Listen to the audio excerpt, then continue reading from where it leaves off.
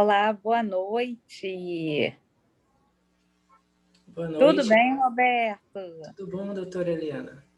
Tudo ótimo, prazer estar aqui na Verbo para a gente poder fazer um pouquinho desse plantão de oftalmo, falar de algumas coisas muito importantes, eu acho que acredito que sobre a profissão, né? E também sobre a prova de residência e agregar junto com aquelas questões que nós fizemos, que nós gravamos e aí passamos aí durante essa semana, para a gente poder discutir bastante acerca de todas as questões da residência, da prova de residência. Com certeza. Já parabenizando a senhora aí por ontem, né? Uma excelente aula dada. Muito conteúdo aí para que a gente possa estar revisando, né? E nos preparar melhor para essa prova de residência. Dicas valiosíssimas.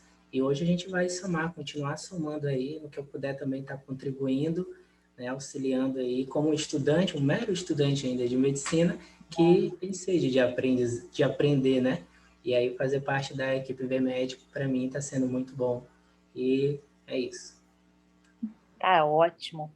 Então, vamos lá. Eu acho que vale a pena a gente começar um pouquinho falando sobre a profissão de oftalmologia. Você já tem alguma ideia do que você quer fazer, da carreira, né, da especialidade a seguir?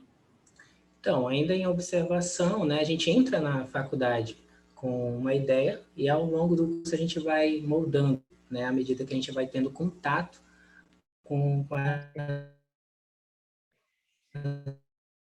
Eu acho que o Roberto travou um pouquinho. Sim, mas o que ele estava falando é super importante, né? Eu acho que a gente tem que ter essa mente, enquanto o Roberto está resolvendo as questões da internet. A minha também está travando um pouco, mas vamos lá tentando conversar. Eu acho que muito importante para que a gente escolha a carreira, eu acredito que quem está aí já na prova de residência, na fase aí da prova e ainda tem uns 6, 7 meses para estudar, mas o tempo é curto, precisa de organização.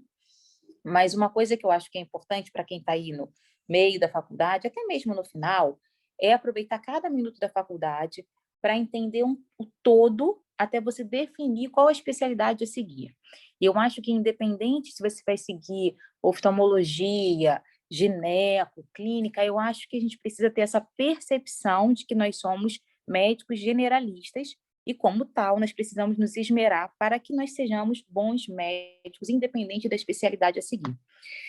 Dentro da oftalmologia, durante o período de faculdade é muito difícil, né? É muito difícil que tenha uma ou outra faculdade, talvez, que tenha um foco maior na oftalmo, mas geralmente ela é dada lá pelo 9º, 10º período, em algumas faculdades somente mesmo no internato, e aí o aluno acaba rodando num tempo curto, tendo pouco contato com a oftalmo, achando que o oftalmo é um mundo totalmente diferente, que está totalmente fora da medicina, e na verdade não é. Então, eu acho que o primeiro passo para a gente entender, linkando a questão da profissão e com a questão oftalmologia, é medicina. Então, não tenham medo da prova.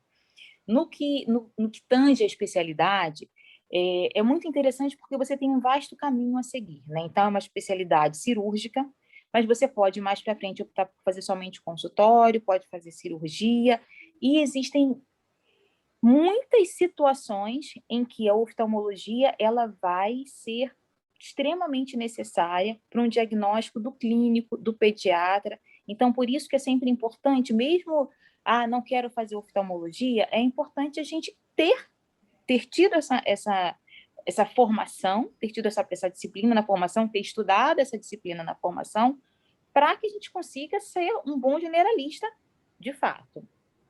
É uma especialidade, eu vou te falar aqui, difícil no início, porque, como eu falei, como a gente não tem contato no início durante o tempo de faculdade, chega ali no R1, você fica escutando a córnea, o cristalino, as camadas da córnea, as camadas da retina, e parece que está falando de um mundo completamente diferente. Então, para quem vai fazer oftalmo, entenda que os 6 primeiros meses vão ser 6 meses de completa aprovação de um universo que você vai estar ouvindo as pessoas falando como se soubessem aquilo desde sempre, como se nascessem sabendo aquela informação, e você completamente por fora do que está falando.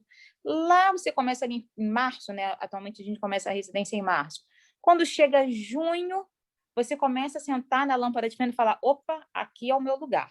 Mas, realmente, no início, é muita informação diferente de tudo aquilo que a gente viu na faculdade, até que a gente consiga fazer toda a ligação do que a gente aprendeu, das doenças, das patologias, e relacionar isso efetivamente à oftalmologia.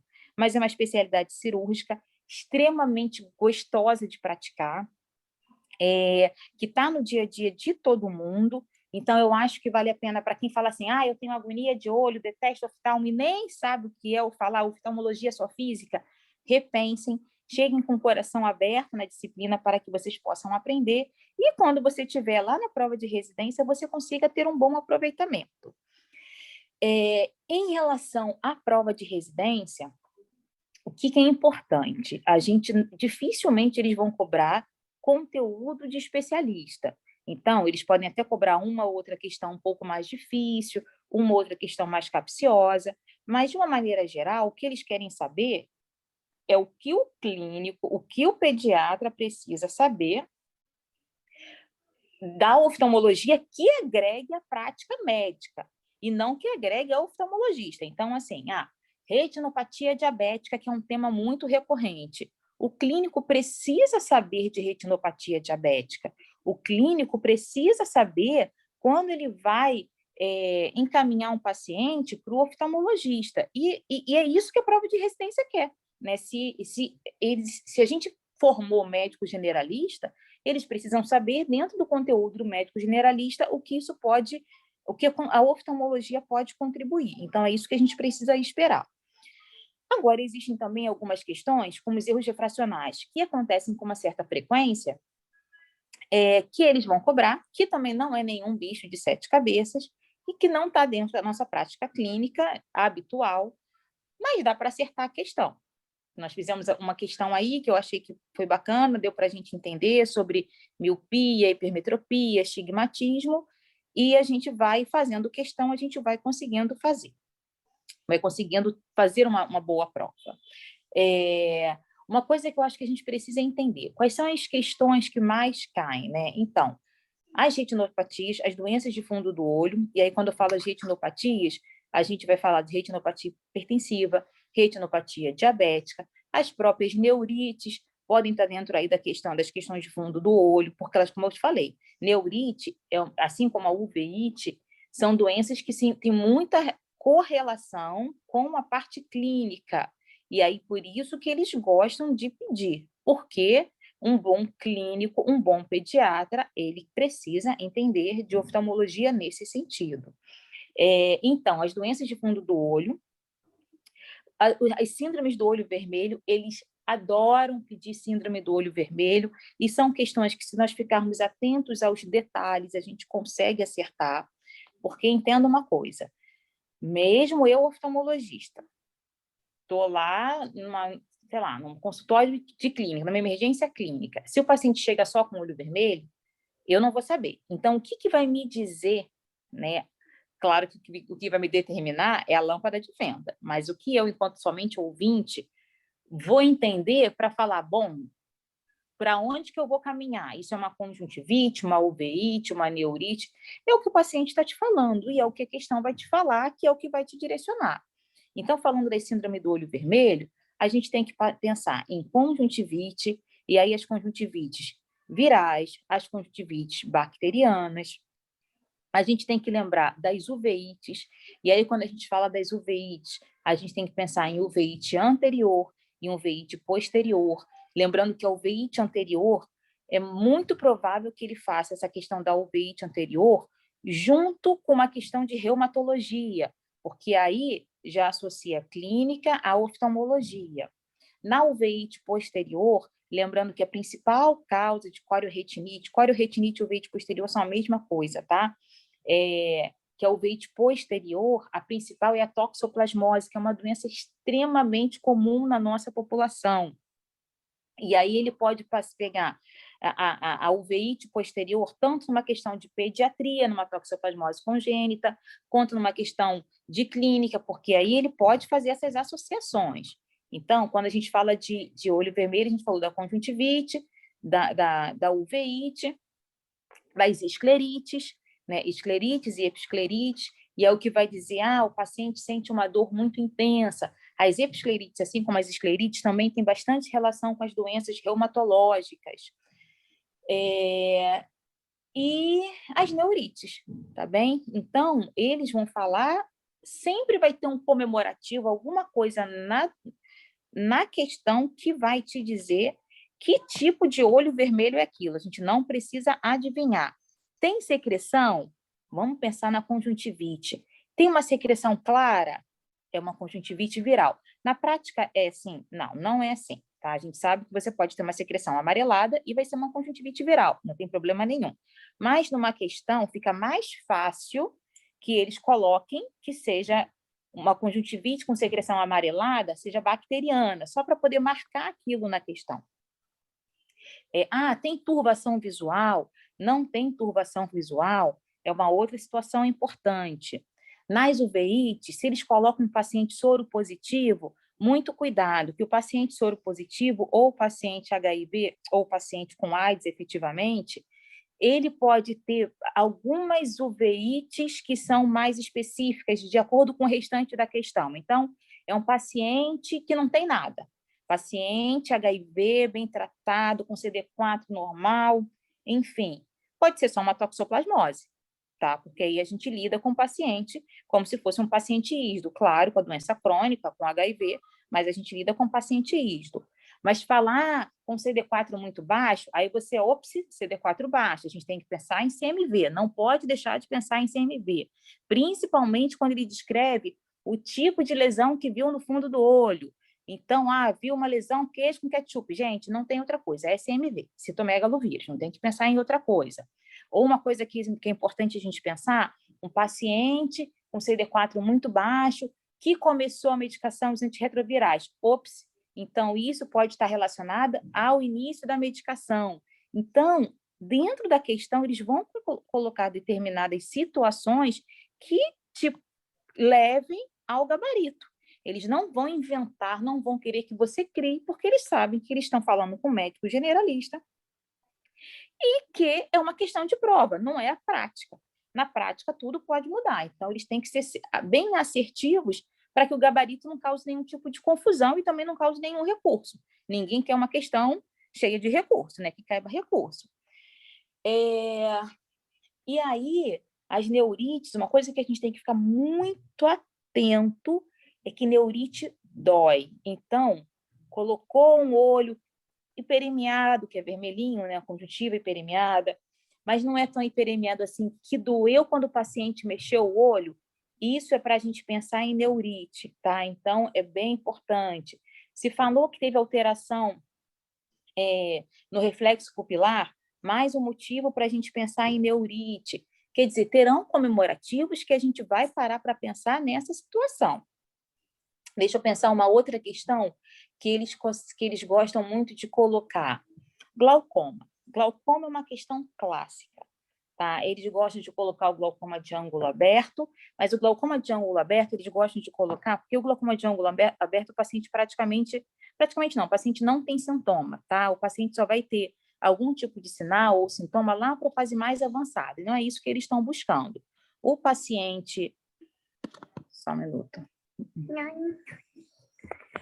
Gente, eu vou ter... Se eu tiver alguma participação especial aqui na aula, é porque é vida real, né? Então, assim, eu estou acompanhada aqui. Enfim, o paciente, dificilmente, como eu estava falando, eles vão falar do glaucoma, deixa eu chegar para cá, assim, ó. Dificilmente eles vão falar do glaucoma de ângulo aberto. Porque o glaucoma de ângulo aberto... Porque o glaucoma de ângulo aberto é uma doença que não tem muitos sintomas. Então, eles vão querer falar muito mais do glaucoma de ângulo estreito, do glaucoma de ângulo fechado. E aí a gente tem que pensar, mulher hipermétrope de meia idade, tá? Quando eles descrevem mulher hipermétrope, eles estão falando de glaucoma de ângulo estreito. Claro, mulher hipermétrope com aumento da pressão intraocular, tudo bem? No contexto de glaucoma, porque a hipermetropia é um fator de risco para o glaucoma de ângulo estreito. E aí, tem outra situação, também é um olho vermelho? É um olho vermelho. É doloroso? É extremamente extremamente doloroso, mas é um extremamente doloroso que não tem relação com a motilidade ocular. Ele vai ter relação do paciente só de acordar, vai ter uma pressão, olho vermelho, com muita dor ocular, muita dor temporal. Muito embaçamento visual, porque tem edema de córnea, tá? Você vai ter o olho em média midríase. Então, também é aquela história clássica do paciente que entrou num ambiente escuro. É outra coisa que eles gostam de pontuar para provocar, para fazer o estudante levar a um glaucoma de ângulo estreito. Por quê? Porque o paciente está lá com a sua pupila fechadinha, normal, tá? No ambiente claro. No ambiente claro, a pupila está fechada. Vamos tentar pensar no mecanismo. Quando você chega no ambiente escuro, a pupila abre. Quando ela abre, então a pupila que está aqui, vamos pensar que a pupila é esse buraco. Quando a pupila abre, ela vai encostar, ela vai reduzir ainda mais o ângulo írido corneano, que é aquele ângulo que fica entre a íris e a córnea. Aqui sendo a íris, aqui sendo a córnea. Então, vamos pensar, olha, aqui é uma pupila fechada. A pupila se abriu, o ângulo estreitou. Se o ângulo estreitou, isso vai virar, se o paciente estiver predisposição, a um glaucoma de ângulo estreito. Então, daí que tem a questão do paciente que saiu do ambiente claro para um ambiente escuro. Então, sobre glaucoma de ângulo estreito, ele também vai pontuar, tá? Lembrar dos sintomas: dor importante, que independe da movimentação, pressão intraocular bastante alta, a relação do paciente hipermétrope, principalmente mulheres ou orientais, também é bastante importante. O haze, né? Então, embaçamento visual, essa questão dos halos coloridos, porque os halos... Oi? Esses indicativos Não aí, entendi. tem que caracterizar, eles já estão na questão. A gente tem que ficar atento para correlacionar, né? Eles já vão estar na questão. Eles vão estar na questão, entendeu? Então, sobre o glaucoma de ângulo estreito, o que a gente tem que ficar atento é o sintoma. Em relação ao glaucoma de ângulo aberto, o que a gente tem que ficar atento é em relação à epidemiologia, tá? Lembrar que a principal causa de cegueira irreversível no mundo, tudo bem? Lembrar quais são os fatores de risco. Então, o paciente negro, o paciente idoso, deixa eu pensar um outro fator de risco que eles podem, que seja muito do médico, do médico. Isso é água, filhota. É uma taça com água. Falando que eu estou em boa companhia aqui. Então, o glaucoma de ângulo aberto é o glaucoma do paciente negro, da principal do paciente. Estelinha, a mamãe está dando aula. Toma água, então. Um glaucoma que é a principal causa de cegueira irreversível. Uma outra coisa importante para a gente falar sobre o glaucoma, que tem tratamento e que pode levar à cegueira, tá? Outra coisa importante também do glaucoma do ângulo aberto que ele pode chamar a atenção, que é o campo visual, né? Que o paciente vai ter um campo visual tubular. A perda da visão... Ontem na aula, a gente resolveu até uma questão que falava justamente sobre glaucoma e dessas características, que ela é hipermétrope, ela tinha na medival, sentia dores, no caso, e também tinha uma outra característica importante ali na questão para a gente correlacionar com o glaucoma de ângulo estreito, que ela tinha semimidríase paralítica, né? Então, são esses achados dentro da questão que a gente tem que correlacionar para chegar justamente no diagnóstico. No caso do glaucoma, fazendo aqui uma análise de estatísticas, né, que eu pesquisei para falar sobre o percentual, no caso, né, de questões dentro da oftalmologia que caem em prova de residência. O glaucoma ele é responsável por 8,79% das questões dentro da prova.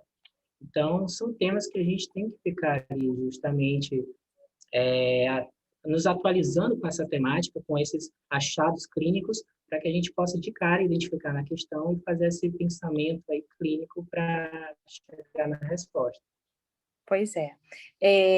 Então, sobre o glaucoma de ângulo estreito são os sintomas e os fatores de risco. O glaucoma de ângulo aberto, principalmente a parte epidemiológica, tá? Que é a parte de os pacientes que são mais propícios a ter, então, os fatores de risco, e saber que é o principal sintoma, principal causa de cegueira irreversível no mundo. Dentre a síndrome do olho vermelho, as questões que eu lembro, assim, que eles mais costumam cobrar foram por aquilo que a gente conversou, né? Quando paciente HIV, se a gente tem que pensar numa uveíte, a etiologia da uveíte.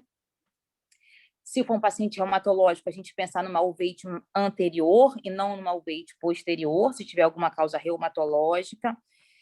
Lembrar das esclerites e episclerites, que também estão relacionadas às doenças reumatológicas. As conjuntivites, lembrar das conjuntivites, sempre também lembrar das coisas que são principais. Então, uma secreção clara, pensar numa conjuntivite viral, numa secreção amarelada, numa conjuntivite bacteriana.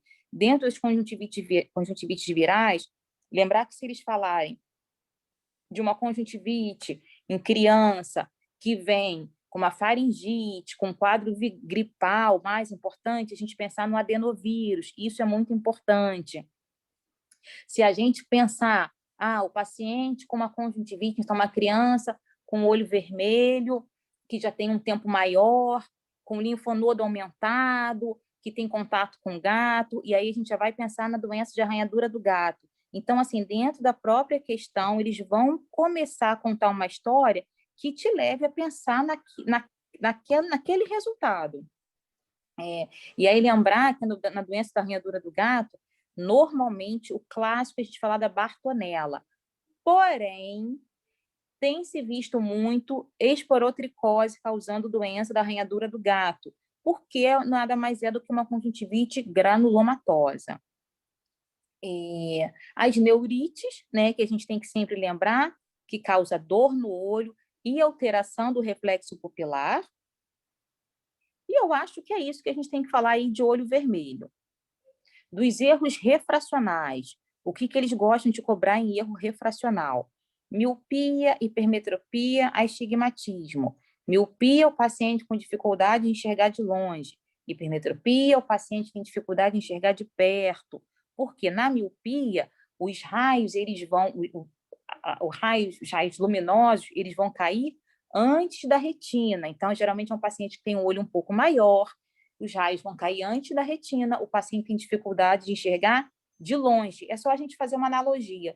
Se o raio está lá, se a imagem está lá longe, quando ele chega antes da retina, o paciente, quanto mais perto, então assim, está lá longe, quanto mais longe, se o raio está mais longe e a retina está aqui, mais desfocado fica. Se o paciente vai chegando mais para perto, mais fácil daquela imagem ser projetada na retina. Por isso que o paciente míope não enxerga de longe e enxerga de perto. O paciente hipermétrope é completamente diferente. É o paciente que não, o hipermétrope é quem não enxerga de perto. E aí, o que é? É quando a imagem é projetada após a retina. E é só a gente pensar que se essa imagem está longe, aqui está a imagem, ela está projetada na retina. Ótimo, é o paciente hemétrope. Se a imagem chega mais pertinho, essa imagem vai passar da retina. Se o paciente se afasta, fica mais fácil dele ver. Sim, e tem também o astigmatismo, né? O astigmatismo, ele seria um defeito na córnea, né? Ou no cristalino, no caso. No caso, ele vai ter uma formação de imagem turva por conta desse defeito no cristalino ou na córnea, e a visão ela fica justamente desfocada, tanto para perto quanto para longe. A questão desses defeitos, né, da refração, só falando percentual, ele também cai muito por cento de questões com essa temática. Dos erros refracionais, né? E é exatamente aquilo que você falou. O astigmatismo, a gente tem uma dificuldade que pode ser de longe e de perto, mas quando tem algum defeito na córnea ou cristalino na córnea, é infinitamente mais comum, o paciente também vai ter essa visão borrada. Uma coisa que eles gostam de pedir é mais raro, mas também acontece, É sobre a questão do 2020. Que aconteceu com o meu desenho. É a questão do 2020, a questão da acuidade visual. E aí, eu até coloquei na aula de ontem, que foi vista ontem, sobre os decimais, que eles gostam de colocar, né? 2020, ou então um 0,6, um 0,8, para confundir. Isso é tudo uma escala correspondente, tá? Lembrando que o 2400 é uma visão ruim, o 2020 é uma visão boa. Então, a questão da acuidade visual e a tabela de Snellen é uma outra coisa importante a gente observar. Sobre as retinopatias, lembrar da retinopatia hipertensiva e os graus da retinopatia hipertensiva. Sobre a retinopatia diabética, lembrar de quando indicar um paciente com diabetes. Então, o paciente diabetes tipo 1, após 5 anos de diagnóstico da doença, o paciente deve ser encaminhado, tá? Num paciente diabético tipo 2, no momento do diagnóstico, esse paciente precisa ser encaminhado ao oftalmologista. Por favor. Nós resolvemos uma questão, né, que é a retinopatia diabética, onde a senhora até me chamou a atenção para ficarmos atentos aí com os achados ali né, em chama de vela, como é colocado. Nós vimos também os neovasos, justamente formados por conta dessa complicação fisiológica da diabetes. E nós vimos também os exudatos, né, que são os pontos ali mais concentrados. Isso. Os neovasos, eles vão marcar o que vai dizer que é uma retinopatia proliferativa. Mamãe. Presença de neovaso. Tem neovaso, isso virou uma retinopatia proliferativa, tá? O que é uma retinopatia não proliferativa? Tudo antes dos neovasos. E aí você vai ter, de acordo, se você vai ter só microhemorragia e exudatos, microhemorragias e exudatos. Então, se você tem microhemorragias e exudatos duros, exudatos algodonosos, aí você vai, então, de acordo com a quantidade que você tiver, você vai escalonando esse tipo de retinopatia diabética, os níveis da retinopatia diabética. E a hora de colocar na questão, neovaso é uma retinopatia diabética proliferativa.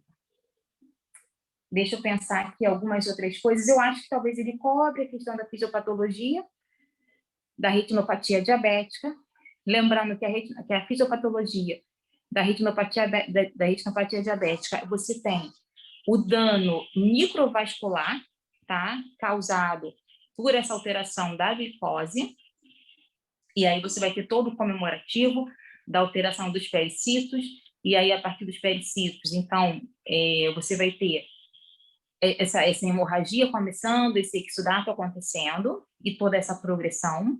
O neovaso vai acontecer porque aquela retina já isquêmica, por causa de uma nutrição ruim, a própria retina começa a produzir vasos na tentativa de melhorar essa isquemia, na tentativa de melhorar essa oxigenação.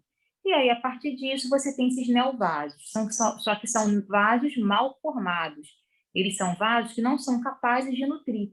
Pelo contrário, quando eles começam a causar uma certa fibrose, eles tracionam a retina. Então, esse descolamento de retina tracional, ele acontece por causa da fibrose que esses neovasos têm. Na hora que eles tracionam, eles vêm para o vítreo e eles descolam a retina, a camada neurosensorial da retina. De retinopatia diabética, alguma questão mais assim, que você tenha visto que a gente possa discutir um pouco mais? De retinopatia diabética, só essa questão mesmo desses achados, né, da hemorragia, de vela, também que a senhora comentou, os exudatos e dos neovasos. Isso. Da retinopatia hipertensiva também é saber quais são os níveis, que quando você tem borramento e estrela macular, você tem uma retinopatia hipertensiva grau 4, então isso é importante saber. Às vezes cai na questão exatamente como está na classificação. Então, é importante saber essa classificação, tá? Saber o que está na classificação para você poder marcar a questão correta. O que mais que a gente pode aqui planejar? Discutir da questão da retinopatia. Eu acho que as retinopatias vão ser basicamente isso.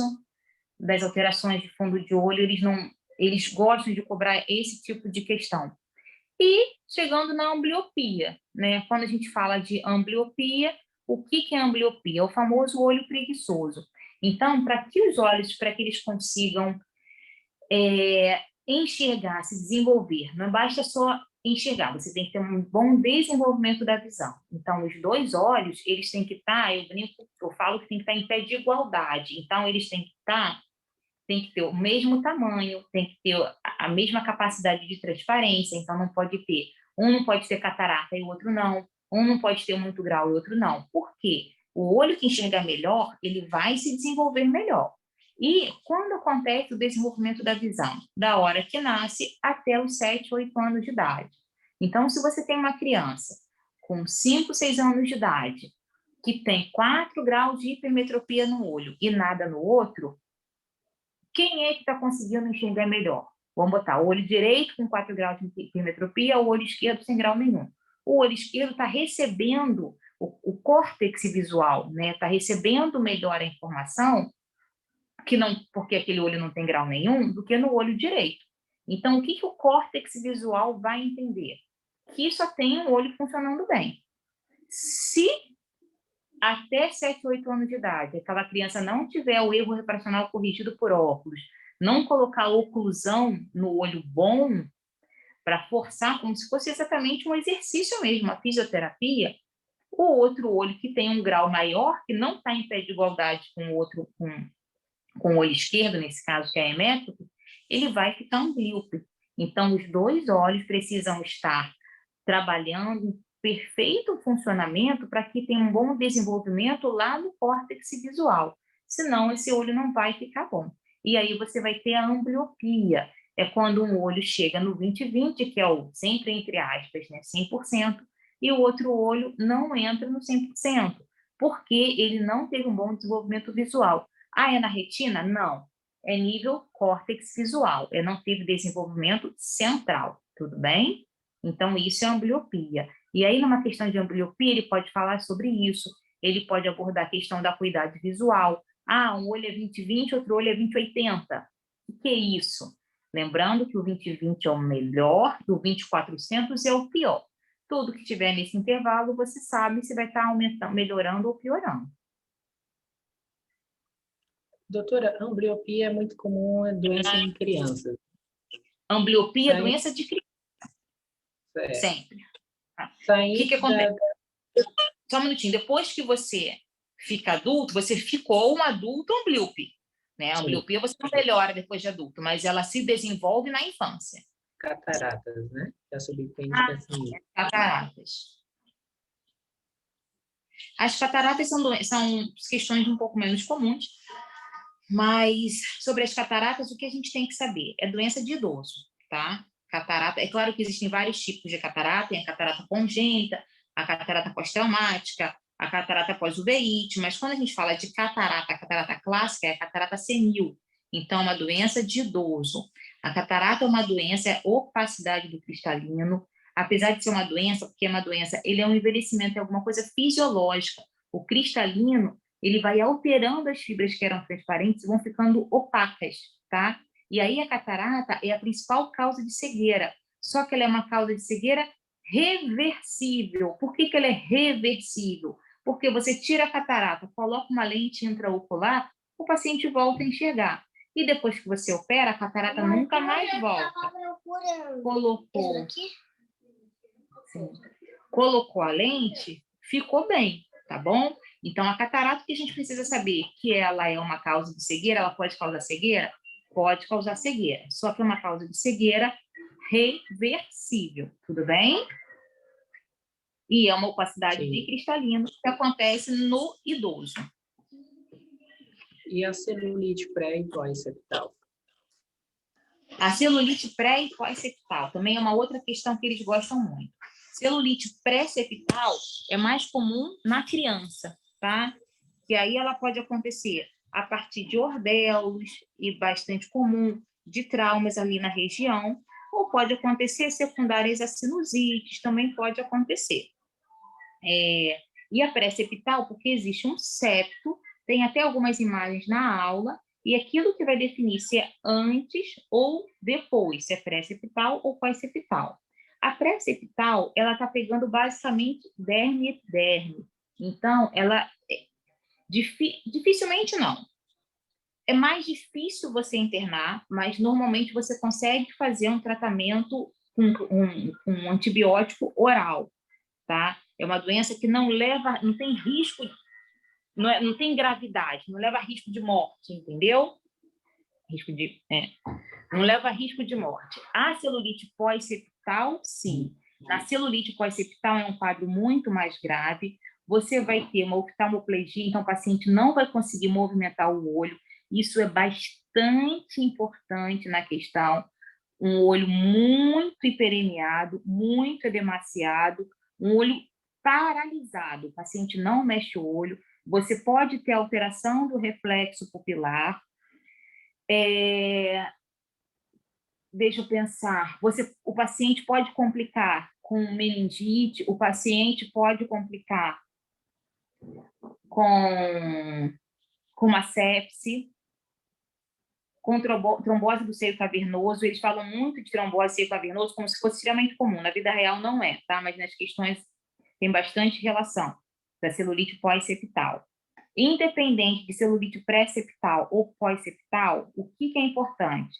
Você precisa fazer tomografia. Então, tomografia computadorizada de órbita é fundamental, tanto na pré-septal quanto na pós-septal. Antibiótico necessário, tanto na pré-septal quanto na pós-septal. Na pré-septal, normalmente o antibiótico é oral, mas pode também ser venoso. Na pós-septal, sempre é venoso. Tem risco de morte, tem risco de meningite, tem risco de trombose de seio cavernoso. Portanto, é importante que você faça PC, colha sangue para fazer hemograma e hemocultura. Sempre que for fazer começar um antibiótico, a hemocultura, obviamente, tem que ser antes do início do antibiótico, para você poder conseguir pegar o germe que está ali causando. E lembrar que a pré-septal é mais comum em criança do que a pós-septal.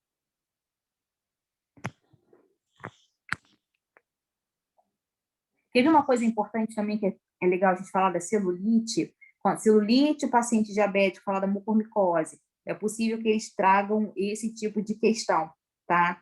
Uma celulite, um quadro grave de celulite no paciente diabético, a gente precisa pensar em mucormicose.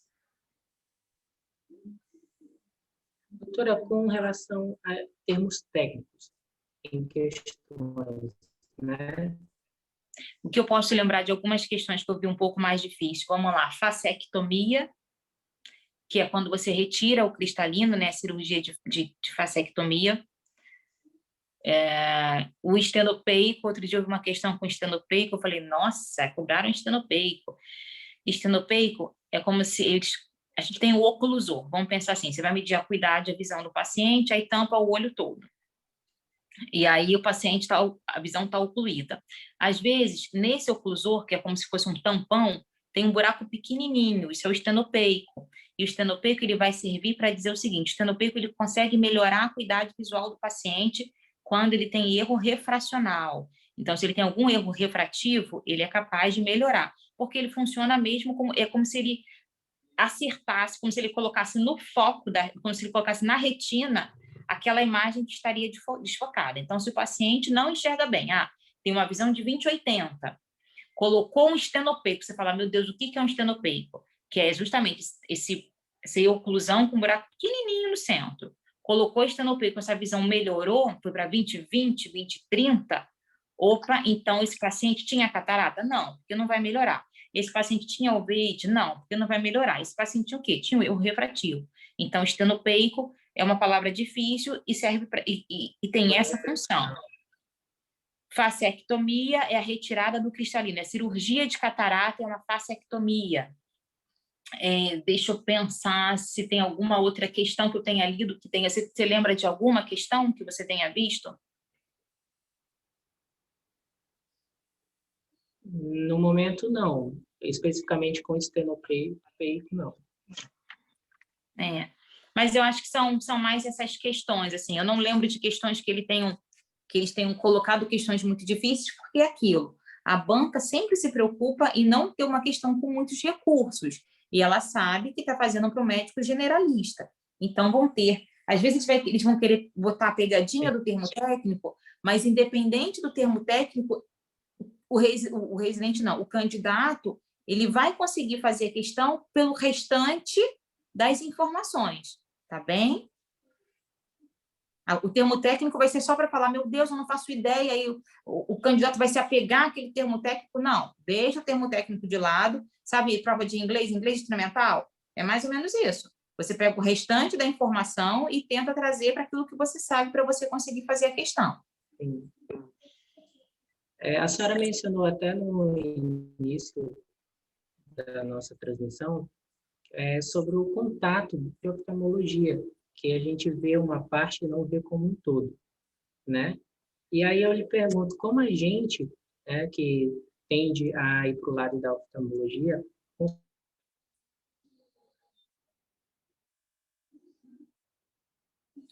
Cortou. Oi, doutora, consegue me ouvir? Oi, querido. Voltou. Eu voltei te ouvir. Estava perguntando, justamente esse período que a gente tem dentro da faculdade, a gente tem um contato breve, né, com a oftalmologia. E como é que a gente faz para conseguir justamente um contato maior teórico e prático dentro dessa área?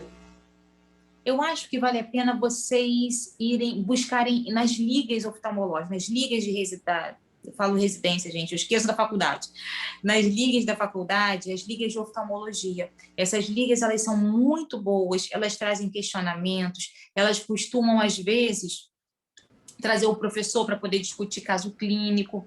Uma outra coisa que eu acho muito bacana é o acadêmico, ali no... O acadêmico não, o interno. Eu acho que o acadêmico talvez seja muito recente, mas o interno, então, a partir do 9º, 10º período, acompanhar dentro do hospital que ele vai estar, do grande hospital de trauma que ele tiver, às vezes ficar um período curto, que seja umas 2, 3 semanas, da emergência oftalmológica.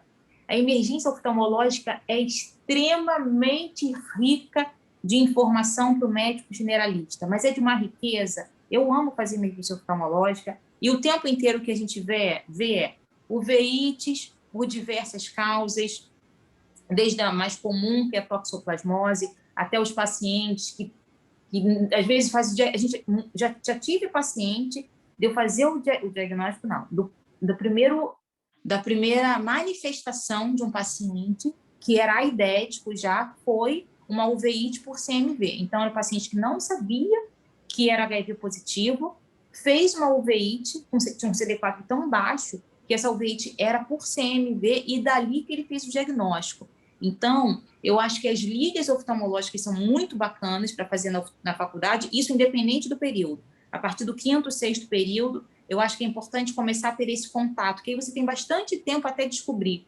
E lá já no internato, no 9º, no 10º período, está rodando no hospital de trauma, procura onde é a emergência oftalmológica. Nas cidades é difícil você ter. Aqui no Rio de Janeiro, por exemplo, tem 3 lugares que tem emergência oftalmológica, mas emergência oftalmológica no SUS.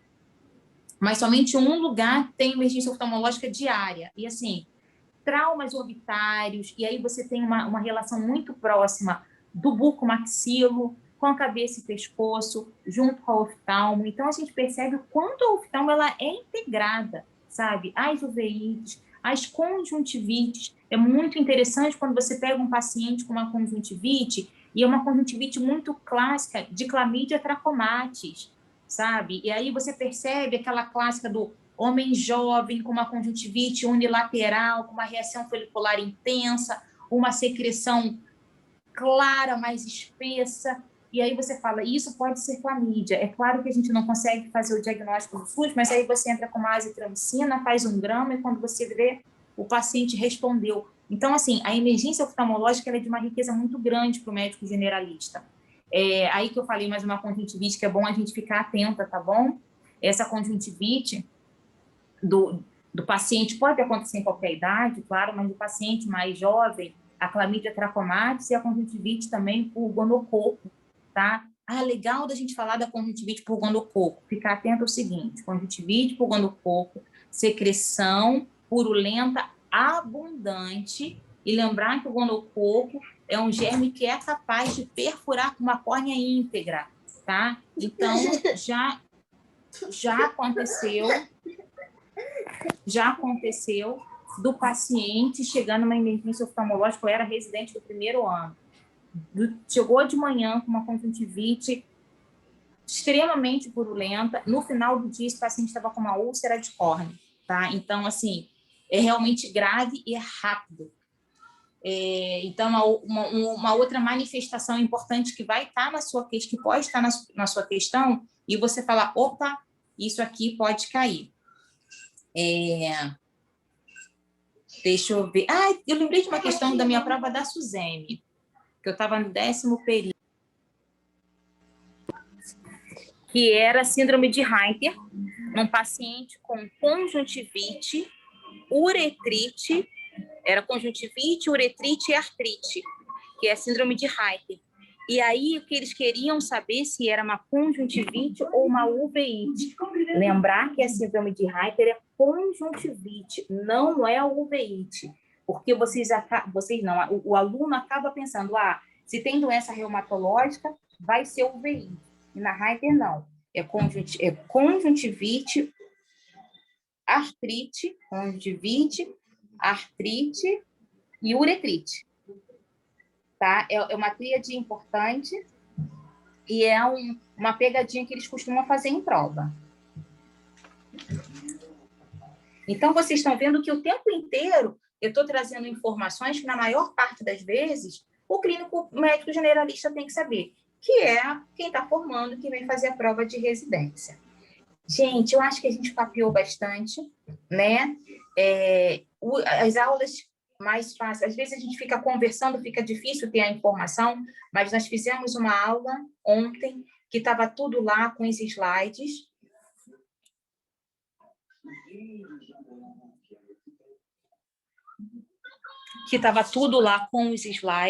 E aí ficou mais fácil de conseguir deixar o raciocínio mais claro, mais concreto. Aqui foi mais um bate-papo, mas foram dicas, foram orientações, onde eu acho que a gente conseguiu trazer um pouquinho, acalmar o coração para entender que a oftalmologia não vai cair questão de especialista, pode ter uma outra banca que seja um pouco mais maldosinha e peça, mas de uma maneira geral, o que eles querem saber se o médico especialista que você se formou, que eu tenho certeza, o médico generalista que você se formou, que eu tenho certeza que vai ser excelente, vai conseguir dar conta. Não esqueça, doenças de fundo do olho, as retinopatias, tanto do ponto de vista exatamente daquela classificação chatinha, mas tem que gravar, lembrando que se tem neovásia, retinopatia diabética proliferativa, falando sempre quando tem que encaminhar um paciente com retinopatia diabética, se for diabético tipo 1, tipo 2, qual é o momento de encaminhar aquele paciente. Da parte epidemiológica, eles gostam de cobrar qual é a doença mais comum, a cegueira reversível, lembrando que catarata é a principal causa de cegueira reversível, o glaucoma é a principal causa de cegueira irreversível. Do olho vermelho, vê lá, sublinha aquilo que tem de informação para você direcionar se aquilo vai ser uma uveíte, uma conjuntivite, uma esclerite, uma neurite. Isso é importante e a partir dali você vai conseguir saber. Algumas vezes eles pedem a etiologia, o agente etiológico, e aí eles vão dizer um quadro muito clássico na maior parte das vezes.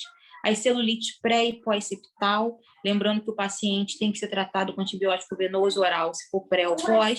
A tomografia computadorizada, estou sendo aqui acionada pela Prole. A tomografia computadorizada, ela é necessária.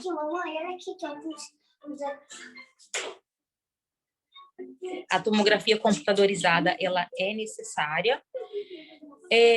A ambliopia provavelmente vai estar ali nas questões da acuidade visual, dos rios refracionais, e a ambliopia vai estar ali, lembrando que é uma doença de criança. Há duas questões que nós não falamos que podem ser cobradas. Retinoblastoma. A retinopatia, o retinoblastoma, que é uma doença até 2 anos de idade, tá, gente? Retinoblastoma é doença de criança pequena, 0 a 2 anos de idade, 3 anos no máximo. Criança com 10 anos, leucocoria, não é retinoblastoma, tá? Mas lembrar aí do retinoblastoma, que de vez em quando pode ser que caia na sua prova como um diagnóstico diferencial de leucocoria. Ah, tá aí um termo técnico. O que é leucocoria? É o reflexo branco, tá? O que pode causar leucocoria? Retinoblastoma e catarata congênita são os principais, tá? O glaucoma congênito também pode causar, por causa do edema de córnea, tá? Esbranquiçado, mas é mais difícil. Quando ele vai falar do glaucoma congênito, ele não vai falar mais da leucocoria, ele vai falar mais relacionado ao buftalmo, né? Buftalmo, lacrimejamento, é isso que ele vai querer falar. Isso já na parte da pediatria, né? Então, da pediatria, a gente vai falar aí do glaucoma congênito, das causas de leucocoria, quando ele estiver falando do teste do reflexo vermelho, e aí a gente fica atento a retinoblastoma e catarata congênita, principalmente. Ele pode botar o glaucoma congênito aí nesse bolo aí, mas ele vai querer provavelmente puxar para essas 2 primeiras patologias. E é isso. A conjuntivite por adenovírus e a celulite pré-septal. É isso que eles costumam pedir na parte pediátrica quando a gente fala de oftalmologia. Pode falar de estrabismo? Pode, mas é mais difícil ele falar de estrabismo. E é isso, gente. Eu espero que, apesar de algumas interrupções, acho que o Roberto conseguiu voltar. Eu espero que, apesar de algumas interrupções, conseguiu voltar, né, Roberto? Apesar de algumas interrupções aí, por causa do horário, a vida real, da gente na pandemia, com criança em casa, essa correria que não acaba nunca. Mas estou aqui, estou disponível, tudo bem? A hora que vocês precisarem, mandem mensagens sobre a profissão, sobre as dúvidas. Não tenham medo da prova de oftalmologia, vocês são super capazes.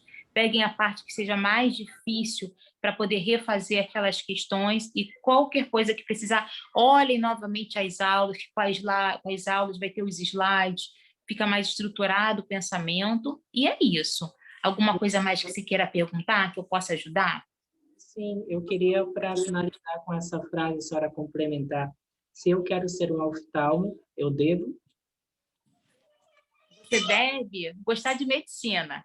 Você tem que entender que oftalmologia ela não pode, que ela é integrada, que o olho, apesar de ser um órgão pequeno, ele é extremamente vasto, ele é integrado ao córtex visual, a todo o resto do corpo. Então, se você quer ser um bom oftalmologista, eu tenho que saber muita clínica médica, eu tenho que saber muita neurologia, eu tenho que saber muita cirurgia, ou seja, mesmo que eu queira passar a vida inteira fazendo óculos, que é uma coisa que a gente ama, eu tenho que ser um bom médico generalista, tá? Faça a faculdade inteira sendo um bom médico, se formando para ser um bom médico generalista, chega lá no 10º período, ali na 5º período, como eu falei, procura as ligas, mas ainda assim continue estudando muito todo o resto. Chega no 10º período, vai fazer um estágio dentro da oftalmologia para você se descobrir, mas quando a sua formação já estiver bem perfeitinha na área de clínica médica, cirurgia, para que você seja um bom médico generalista. Eu brinco assim porque às vezes as pessoas falam assim, não, eu quero fazer oftalmo, oftalmologista nem é médico, e não é bem assim, tá bom? Obrigado, professora. Nada, querido, foi um prazer. Tchau, tchau. Tchau, tchau.